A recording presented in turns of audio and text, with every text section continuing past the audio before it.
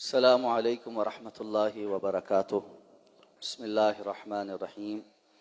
اللہم صلی علی محمد وعلی آل محمد کما صلیت علی ابراہیم وعلی آل ابراہیم انک حمید مجید۔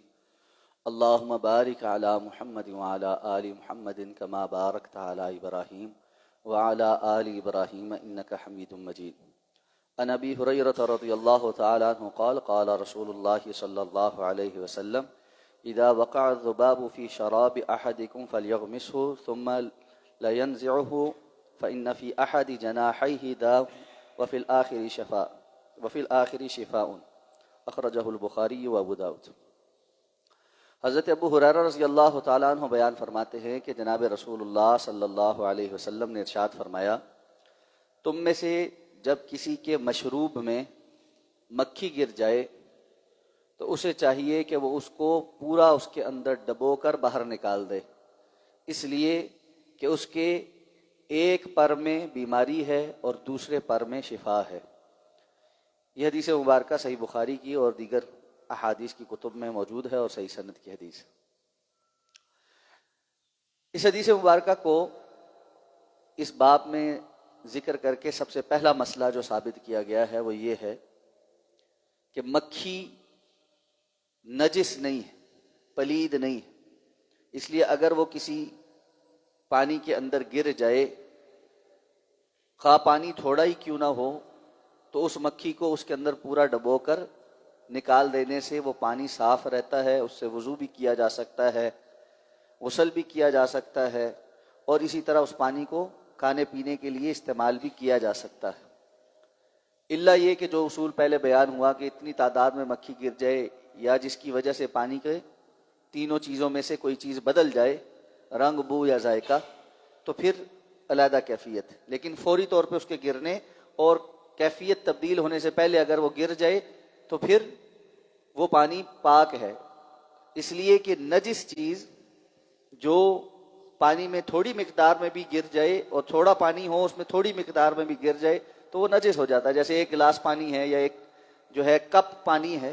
اس میں ایک قطرہ بھی اگر کوئی نجس گر گیا تو وہ اس کو ناپاک کرنے کے لیے کافی ہے۔ تو اس سے پہلی بات جو ثابت کی ہے وہ یہ ہے کہ مکھی نجس نہیں ہے،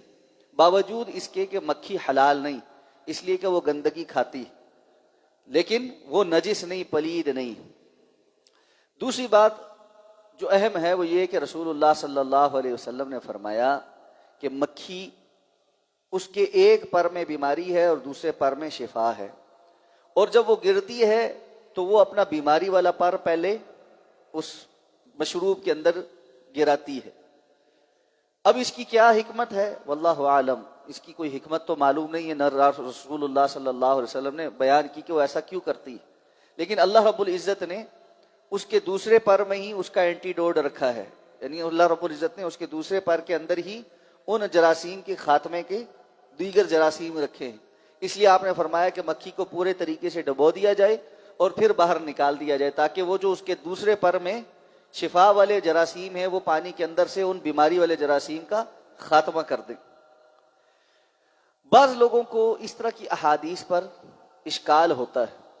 اور جب ان کے سامنے اس کی کوئی سائنسی توجیہ رکھ دے تو وہ مان لیتے ہیں۔ ایک شخص میرے پاس آیا اور کہنے لگا جی کہ مجھے صحیح بخاری کی حدیث نہیں سمجھ آتی، ایسا نہیں ہو سکتا رسول اللہ صلی اللہ علیہ وسلم نے یہ بات کہی ہو، اس لیے مجھے لگتا ہے کہ صحیح بخاری کی حدیث ٹھیک نہیں ہے۔ میں نے اس کو کہا کہ ہم تو اس حدیث کو اس لیے درست مانتے ہیں، ایک تو یہ کہ اس کی سند متصل، دوسرا یہ کہ محدثین کرام کا اس بات پر اتفاق ہے کہ صحیح بخاری کے اندر کوئی ضعیف روایت موجود نہیں، اتنے سو سال سے صحیح بخاری کے اوپر ساری تحقیقات ہو رہی، کوئی ضعیف روایت موجود نہیں، تمام کی سند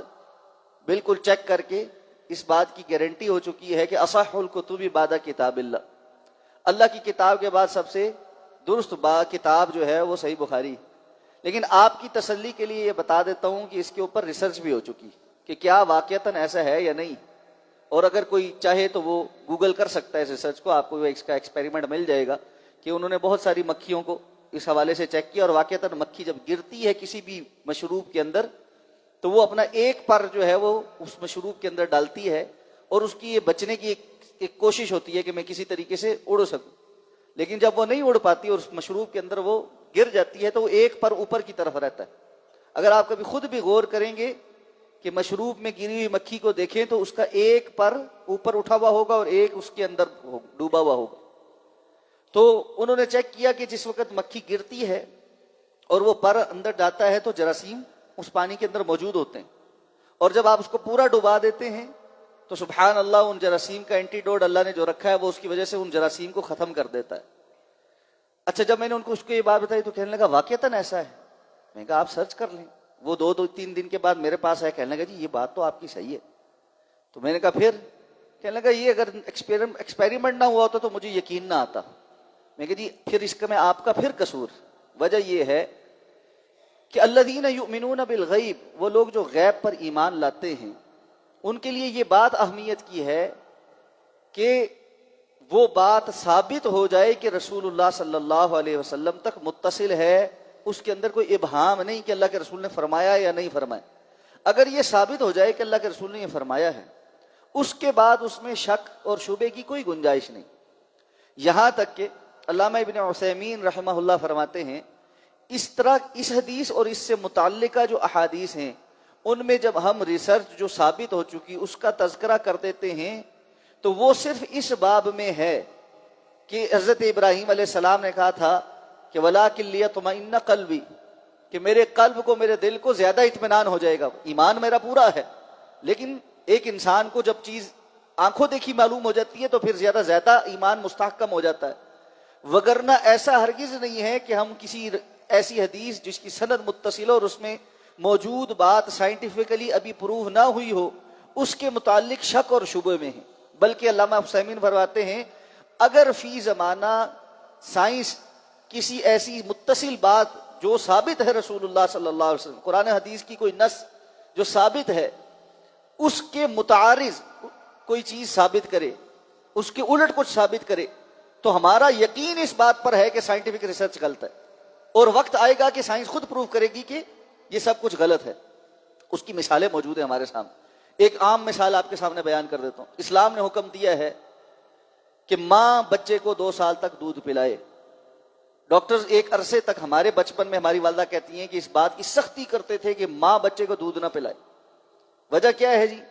ماں کے اندر جتنی بیماریاں ہوتی ہیں وہ ساری کی ساری بچے میں منتقل ہو جاتی ہیں، اس لیے سیفسٹ یہ ہے جی کہ آپ ڈبے کا دودھ پلائیں۔ وہ ہر طرح کے ہائیجینک پروسیس سے گزر کے ان کے اندر وائٹامنز، منرلز، ہر چیز پوری ہے۔ تو والدہ بتاتی ہیں میرے پیدائش کے وقت پہ کہ جب ہسپتال جاتے تھے تو باقاعدہ ڈاکٹر جو ہیں، فیمیل ڈاکٹرز اور نرسیں چیک کرتی تھیں وارڈ میں آ کر کہ ماؤں کے پاس فیڈر ہیں یا نہیں ہیں، اور اگر نہیں ہوتے تو شدید بے عزتی کرتی تھی اور دودھ نہیں پلانے دیتی تھی کہ جی سائنٹیفک ریسرچ یہ ہے کہ ماں کے جراثیم سارے بچے میں چل جاتے ہیں اور بچے کی صحت تباہ ہو جاتی۔ تھوڑے عرصے کے بعد سائنس نے یہ پروو کیا کہ یہ بات غلط ہے۔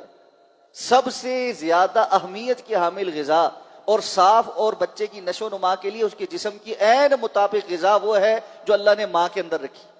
اور وہ اس کو پلائے گی دودھ۔ اور اب تو ڈاکٹرز کہتے ہیں کہ جی پورے 2 سال پلائے، یہ بھی سائنس کہتی ہے 2 سال پورے پلائے۔ تو اگر کوئی سائنٹیفک ریسرچ وقتی طور پر ایسی آ گئی جو یہ کہے کہ کتاب و سنت کے اندر ثابت شدہ بات غلط ہے، تو ہمارا ایمان یہ ہے کہ سائنس غلط ہے۔ اس لیے ہمارا ایمان عام طور پر حسی چیزوں کے مدار پر نہیں ہے، ہمارا ایمان الذین یؤمنون بالغیب کے تحت۔ تو ایسی تمام چیزیں جو ہمارے ہاں بیان ہوتی ہیں اور لوگ اس پر شک اور شبہ کا شکار ہونا شروع ہو جاتے ہیں، صرف ایک بات اس میں دیکھنی ہے، کیا واقعتاً رسول اللہ صلی اللہ علیہ وسلم سے یہ بات ثابت ہے یا نہیں ہے۔ جب ثابت ہو جائے تو اگلی کوئی بحث نہیں۔ یہی بات حضرت ابوبکر صدیق رضی اللہ تعالیٰ عنہ نے فرمائی تھی، اور اس دور میں تو اس کا تصور بھی نہیں تھا۔ جب ابو جہل دوڑا آیا اور آ کر کہنے لگا کہ آپ مانتے ہیں کہ ایک بندہ راتوں رات اتنا سفر کر کے آ جائے؟ انہوں نے کہا ایسا تو ممکن نہیں۔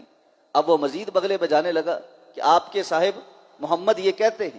کہ میں راتوں رات یہ سفر کر کے آیا ہوں۔ تو ابو بکر نے یہ نہیں کہا میں جا کے پوچھتا ہوں، میں جا کر تصدیق کرتا ہوں، کیسے کہہ دیا اللہ کے رسول نے؟ پوچھوں تو صحیح اللہ کے رسول آپ کیسے گئے، پہلے تصدیق کر لوں، پہلے چیک کر لوں، سواری تھی نہیں تھی، فرشتہ لے کر گیا نہیں لے کر گیا، کیسے گئے؟ کچھ بات نہیں کہی۔ کہا اگر اللہ کے رسول صلی اللہ علیہ وسلم نے یہ بات کہی ہے تو سچ، ہم تو ایمان لائے، ہم اللہ کے رسول صلی اللہ علیہ وسلم کے بتانے پر اللہ پر ایمان لائے ہیں، ہم نے اللہ کے رسول صلی اللہ علیہ وسلم پر نازل ہونے والی اس کتاب پر ایمان لایا کہ اللہ کے رسول نے بتایا مجھ پر یہ کتاب نازل ہوئی ہے، تو ہم اتنی سی باتوں پر ایمان نہیں لائیں گے، ایمان کو مضبوط کریں تاکہ وہ ساری چیزیں شک جو ہے نا آپ کے لیے قابل تشکیک نہ بن جائیں، جس کو دین دشمن تمام عناصر آپ کے لیے قابل تشکیک بنا کر اسلام کو شک کی نگاہ سے دکھانا چاہتے ہیں کہ جی پتہ نہیں اس میں صحیح ہے یا نہیں۔ ہاں اگر کوئی ایسی روایت ہے جو رسول اللہ صلی اللہ علیہ وسلم سے ثابت نہیں، تو جب ثابت نہیں ہے تو ہم بھی اس کی مکلف نہیں۔ اس لیے اس طرح کی تمام احادیث کے متعلق ایمان رکھیں جو اللہ اور اللہ کے رسول نے بتایا اس کے اوپر، اور وقت آنے پر انسان کے لیے ایسے احوال آ جاتے ہیں کہ سمجھ آنی شروع ہو جاتی ہے کہ یہ کیسے اللہ کے رسول صلی اللہ علیہ وسلم نے فرمایا، اور اس کی بہت ساری مثالیں ہیں۔ چند ایک مثالیں آپ کے سامنے بیان کر دیتا ہوں، پہلے بھی کچھ مرتبہ بیان کی لیکن صرف اس لیے کہ انسان کو اطمینان ہو جاتا۔ ایک، اللہ رب العزت نے رسول اللہ صلی اللہ علیہ وسلم کی زبانی ہمیں قرآن مجید میں بھی اور احادیث میں بھی کچھ باتیں بتلائی ہیں جو اس زمانے میں صحابہ کو نہیں سمجھ آتی تھی۔ اللہ کے رسول نے فرمایا قیامت کے قرب میں فتنوں کے دور میں ایسا ہوگا کہ ایک بندہ جھوٹ گھڑے گا اور لمحوں میں وہ آفاق میں پھیل جائے، کسی کو سمجھ نہیں آتی تھی، اور زیادہ دور نہیں 20-25 سال پہلے بھی کسی کو سمجھ نہیں آتی تھی کہ ایسا کیسے ہوگا۔ مولانا زاہد الراشدی صاحب دیوبند مکتبہ فکر کے بڑے مشہور عالم دین ہیں، وہ کہنے لگے میں نے یہ حدیث جب اپنے بچپن میں اپنے والد سے پڑھی تو میں نے ان سے کہا کہ یہ کیسے ہوگا کہ ایک بندہ جھوٹ گھڑے گا اور لمحوں میں وہ آفاق میں پھیل جائے۔ کہتے ہم نے، میرے والد صاحب نے کہا کہ ہم نے اپنے مشائخ سے اور انہوں نے اپنے مشائخ سے باسند یہ حدیث اس طرح پڑھی، ابھی ہمیں سمجھ نہیں آ رہی کہ یہ کیسے ہوگا، کیونکہ اللہ کے رسول نے مستقبل کی بات کی ایسے ہوگا، لیکن چونکہ اللہ کے رسول کی صحیح سند کی حدیث ہے اس لیے ہمارا ایمان ایسے ہوگا۔ اب کیفیت کا نہیں پتہ، جب ہوگا پتہ لگ جائے گا، جن لوگوں کے سامنے ہوگا ان کو سمجھ آ جائے گی۔ اب رسول اللہ صلی اللہ علیہ وسلم نے یہ فرمایا تھا، تو مولانا علامہ زاہد الراشدی صاحب کہتے ہیں آج اپنی عمر کے اس حصے میں نے اس کو وقوع پذیر ہوتے دیکھ لیا کہ کس طرح سوشل میڈیا پہ ایک بندہ چند جھوٹ گھڑتا ہے یا جھوٹی ویڈیو بناتا ہے یا کچھ سٹیٹس لگاتا ہے اور لمحوں میں وہ آفاق میں پھیل جاتا۔ اب ہمیں اس کا معنی سمجھنا آسان ہے۔ حضرت عبداللہ ابن عباس رضی اللہ تعالی عنہما اس آیہ مبارکہ کی تفسیر میں وَكُلَّ يَوْمٍ هُوَ فِي شَأْنٍ، ہر روز اللہ ایک نئی شان میں ہے، اپنے خاص شاگردوں کے سامنے اس کی تفسیر کرتے تھے کہ عامت الناس اس کو نہیں سمجھ سکتی، اس لیے فتنے میں مبتلا نہ ہو جائے۔ فرمایا کرتے تھے کہ جس طرح ہماری دنیا اس طرح کی بہت سی دنیایں، اور کسی دنیا کا آج خاتمہ ہو رہا ہے اس کی قیامت ہو رہی ہے، اور کوئی نئی دنیا اللہ پیدا کر رہا ہے۔ کل یوم هو فی شان، ہر روز وہ ایک نئی شان میں ہے، نئی شان کے مطابق مخلوق پیدا کر رہا ہے اور کسی کو ختم کر رہا ہے۔ آج ہم سمجھتے ہیں کہ جہانوں کا جو سلسلہ ہم نے دیکھا، کائناتوں کی جو اس وقت انسان کے سامنے معلومات ہیں، اس میں انسان ہم تو ایک ذرہ کے برابر بھی نہیں، ذرہ بھی پھر نظر آتا ہے، ہم تو اس کائنات میں نظر بھی نہیں آتے، تو کیا اتنی وسیع کائنات کے اندر صرف ایک زمین ہوگی؟ یقیناً اللہ کی کتنی مخلوقات، اور اب تو سائنسدان 100% اس بات پر متفق ہو چکے کہ اس خلا کے اندر بہت سی اور مخلوقات ہیں جن کی کچھ عجیب و غریب آوازیں بھی ہم کیچ کرنے کے قابل ہیں، اس کو انٹرپریٹ ابھی نہیں کر سکتے کیونکہ اتنا دور کا فاصلہ ہے کہ ان کے ساتھ ہمارا انٹریکشن ممکن نہیں، ممکن ہے کل کو یہ بھی ممکن ہو جائے۔ اس لیے کتنی ایسی چیزیں ہیں جو پہلے لوگوں کو اس طرح سے سمجھ نہیں آتی تھی، اور اس دور میں بہت سارے لوگوں نے ان کا انکار کر دیا۔ ایسے لوگ موجود تھے جیسے آج موجود ہیں۔ تو ابھی قیامت کے قرب میں جو کچھ ہونا ہے اس کے بھی بہت ساری چیزوں کے متعلق لوگ انکار کرتے ہیں۔ وجہ یہ ہے کہ ان کو ابھی اس کی سمجھ نہیں، جس دن سمجھ آ جائے گی اس دن اس کا اقرار شروع ہو جائے گا، تو آ جائے گی سمجھ، لیکن وقت آنے پر آتی ہے، اس کی کیفیت اللہ رب العزت ہی بتلا دیتے ہیں۔ جیسے یاجوج ماجوج ہے، ذکر قرآن مجید میں بھی احادیث میں بھی ہے، لوگ کہتے ہیں جی دنیا کا چپا چپا ہم نے چھان مارا ہے، ایک ایک جگہ تو سیٹلائٹ سے دیکھ لی ہے، اتنی بڑی تعداد جو سمندروں کے سمندر پی جائے گی، دریاؤں کے دریا پی جائے گی، کہاں ہے وہ؟ اللہ نے چھپائے ہوئے ہیں، نہیں ہمیں پتہ کہاں ہے۔ اللہ رب العزت جس وقت دکھلائے گا، جب وہ نکلیں گے سب کو پتہ لگ جائے گا وہ کون ہے اور کہاں ہے۔ اس لیے اصل بات یہ ہے ایمان رکھنا، تو اللہ رب العزت ہمیں یہ ایمان نصیب فرمائے۔ سبحانک اللہم و بحمدک، نشہد ان لا الہ الا انت، نستغفرک و نتوب الیک۔